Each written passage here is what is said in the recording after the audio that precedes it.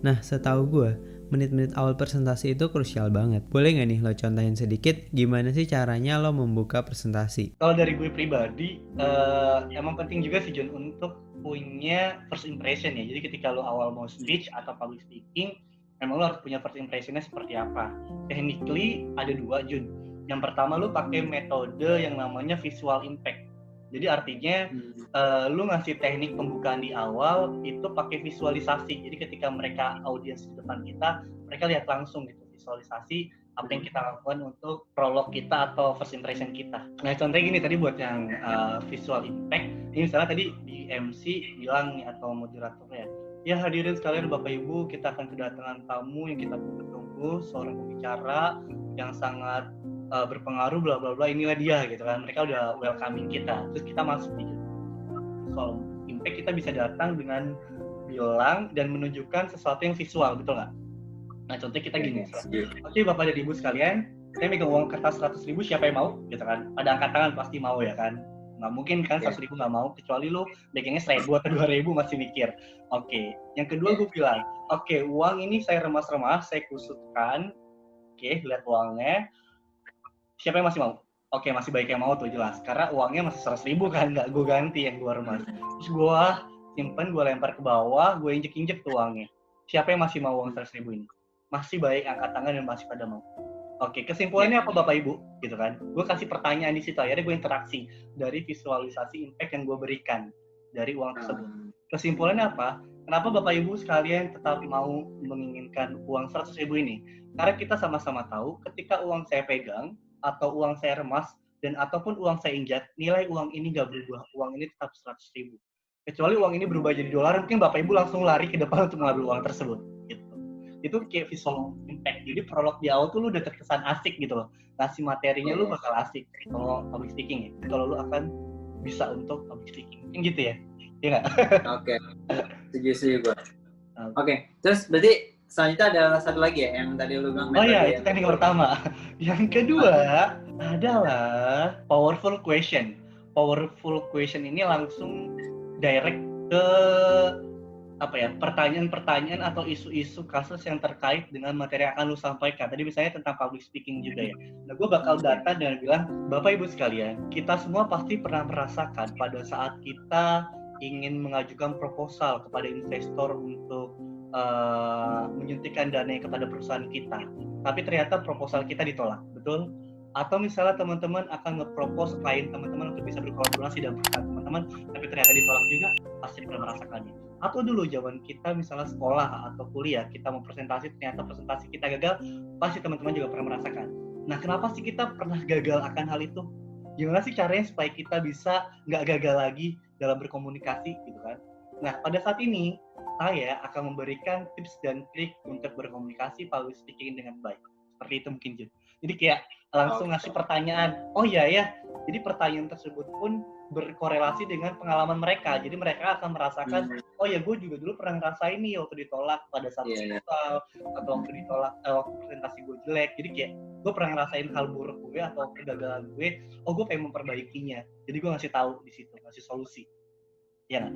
Oke. Jadi intinya tuh biar langsung kena ke audiensnya ya.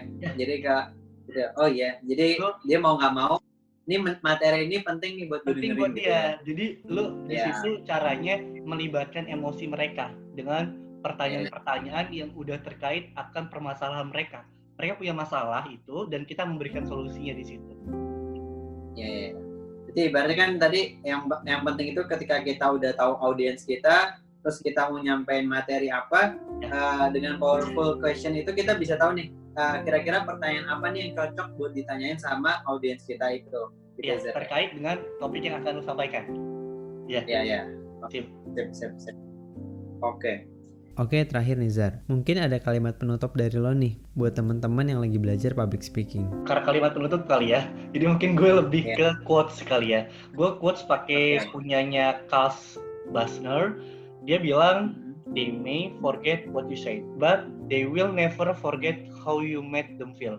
Jadi mungkin mereka bakal lupa dari semua apa yang pernah lu sampaikan, tapi jangan sampai mereka itu lupa apa yang mereka rasakan. Jadi kayak lu kalau bisa sebisa mungkin ketika lu public speaking atau speech, kasih rasa atau sesuatu yang membekas di diri mereka, minimal dari perasaan mereka atau dari pola pikir mereka, akhirnya bisa jadi kebiasaan mereka juga dari speech yang lu sampaikan. Mungkin itu sih. Jadi mindset di kita adalah ketika kita mau public speaking atau speech, minimal tadi kita punya pesan atau giving a message for the audience. Kira-kira pesan apa sih yang pengen kita sampaikan ke mereka, dan semoga bermanfaat. Jadi pesan tersebut ketika bermanfaat berarti bakal diimplementasikan atau diaplikasikan dalam kehidupan sehari-hari mereka. Mungkin gitu sih aja. Oke. Jadi intinya ketika kita bisa nge-treat audiens kita tuh dengan cara yang membuat pengalaman yang beda, terus membuat mereka nyaman sama apa yang kita sampaikan tuh, materi itu bisa aja mereka bakal lupa, tapi bagaimana cara kita memperlakukan mereka itu bisa jadi mereka bakal ingat terus kan gitu ya Zar.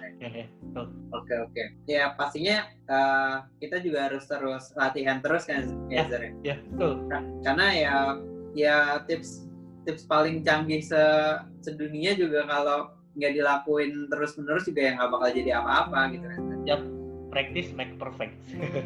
Gue makasih banyak nih Zar buat waktu lo.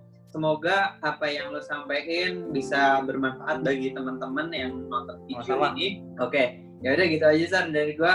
Sampai ketemu lagi. Sukses terus Zar. Sukses juga Jun. Thank you loh udah buat sharing-sharingnya. Oke, dari diskusi tadi ada beberapa poin penting yang bisa kita ambil. Pertama, kemampuan public speaking dapat meningkatkan rasa percaya diri dan tentunya sangat bermanfaat bagi apapun bidang pekerjaan kita. Kedua, semua orang bisa public speaking karena terbiasa. Jadi nggak ada kata terlambat untuk belajar public speaking. Perbanyak latihan, sesuaikan dengan kebutuhan kita. Ketiga, persiapkan presentasi sebaik mungkin. Dengan persiapan yang maksimal, kita akan meminimalisir kesalahan kita ketika di atas panggung. Keempat, ketahui siapa audiens kita. Ketika menghadapi audiens yang berbeda, cara penyampaiannya juga berbeda. Kelima, dua hal penting dalam membuka suatu presentasi yang menarik, yaitu visual impact, lalu powerful question. Terakhir, perlakukanlah audiens kita dengan baik. Orang mungkin akan lupa dengan apa yang kita sampaikan, tapi mereka nggak akan lupa gimana cara kita memperlakukan mereka. Oke, jika video ini bermanfaat, silahkan bagikan video ini ke teman-teman kalian yang membutuhkan. Sekian video gue kali ini. Sampai jumpa di video gue selanjutnya. Assalamualaikum warahmatullahi wabarakatuh. Dadah.